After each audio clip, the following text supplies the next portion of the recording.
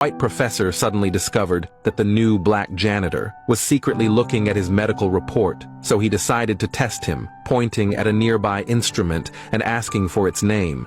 Van Slyke Neal gas manometer, sir, doctor.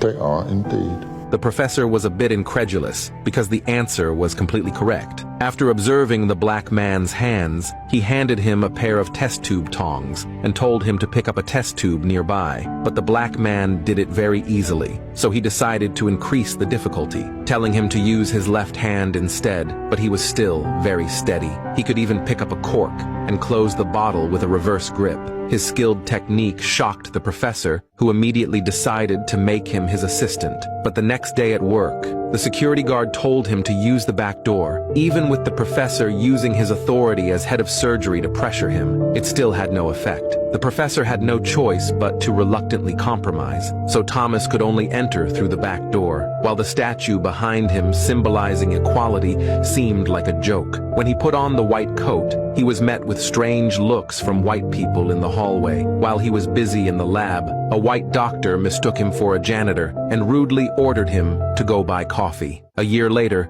the fine vascular clamp in Thomas's hand attracted the attention of the vice dean. When he discovered that Thomas could operate with his eyes closed, he was shocked by this skill and expressed his interest in working with Thomas. But having skill didn't mean he wouldn't be bullied. One day during lunch, a fat black maintenance worker mocked him, saying, "What's the use of wearing a white coat?" He was just another third-class employee like him, even earning just a few dollars more. Thomas immediately went to HR, and after repeated confirmation, he found out that his position at the medical school was not a lab technician, but a third-class maintenance worker, until a joking remark from the professor made his long-suppressed feelings completely explode.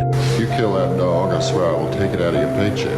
After hearing it, Thomas immediately stopped his experiment, took off the useless outfit, and walked out the door. After he left, Dr. Rommel in the room suddenly called the professor in a hurry. It turned out that the dog's blood oxygen level had reached the exact right point, which meant Thomas had successfully replicated blue baby syndrome in the dog. This made the professor start to regret not keeping him.